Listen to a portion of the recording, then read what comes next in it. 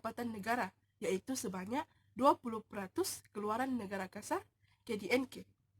Hasil minyak dan gas di negara ini biasanya digali di kawasan luar pesisir pantai, dan telaga minyak terawal digali adalah di atas darat di Miri, Sarawak. Perindustrian minyak dan gas.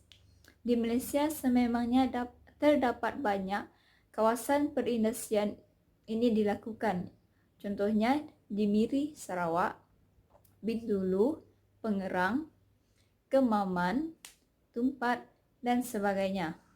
Jadi video berikut merupakan antara contoh-contoh kawasan perindustrian minyak dan gas di Malaysia. Saksikan.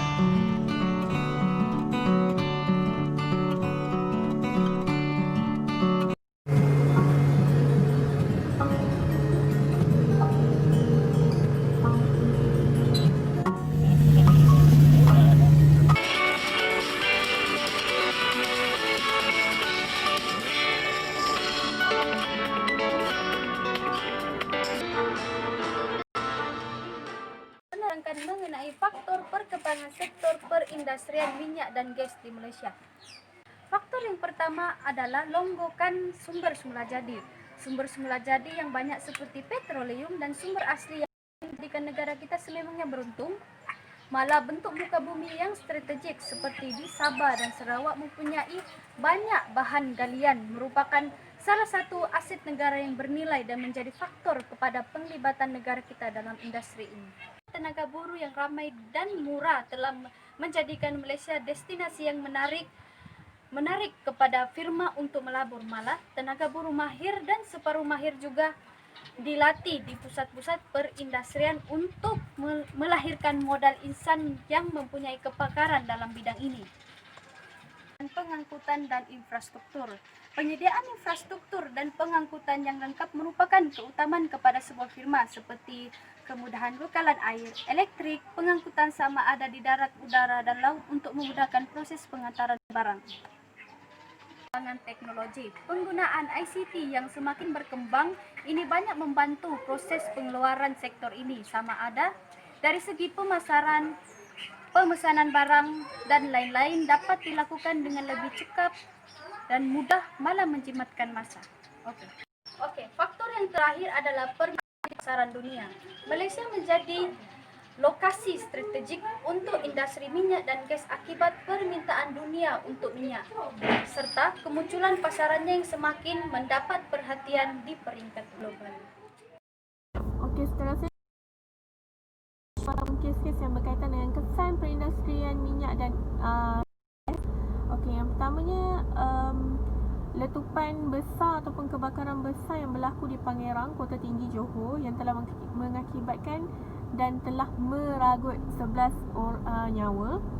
Okey, hal ini kerana bahan-bahan yang ada di sekeliling kawasan itu ataupun kilang petrokimia itu bahan terbakar. Okey.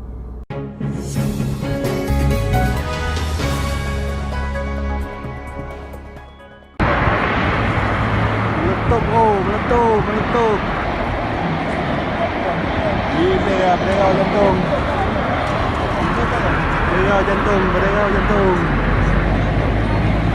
Oi, sampai ke sini, oi, angin ni.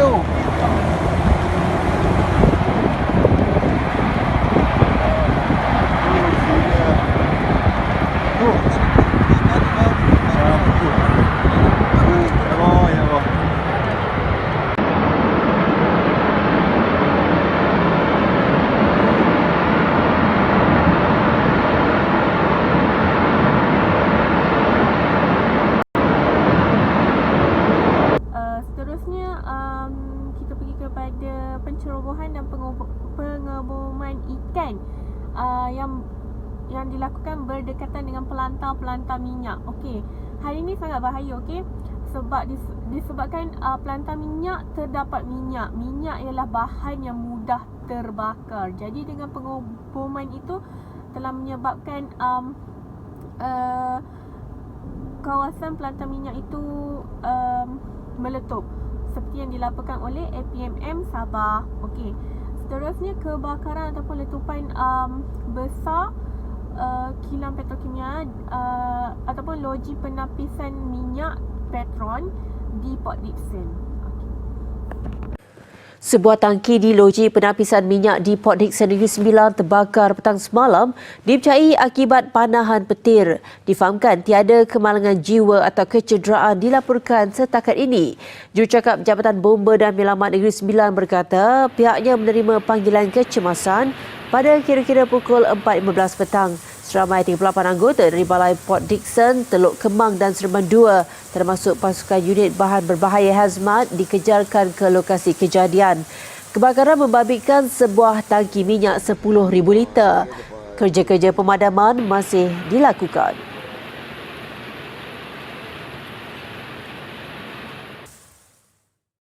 Seterusnya adalah usaha mengatasi perkembangan perindustrian minyak dan gas, impak terhadap alam sekitar dan keselamatan penduduk setempat.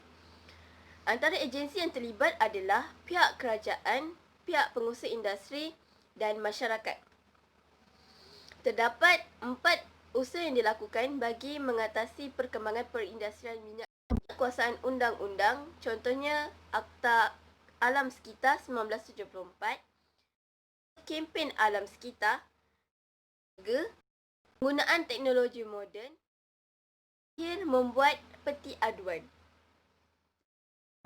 Perkembangan sektor perindustrian minyak dan gas. Namun, tidak dinafikan bahawa banyak juga kesan negatif akibat daripada perkembangan sektor ini, terutamanya kepada alam sekitar. Oleh itu, semua pihak seperti pihak swasta dan masyarakat itu sendiri perlu bekerjasama bagi menangani kesan negatif akibat perindustrian ini. Sekian, terima kasih.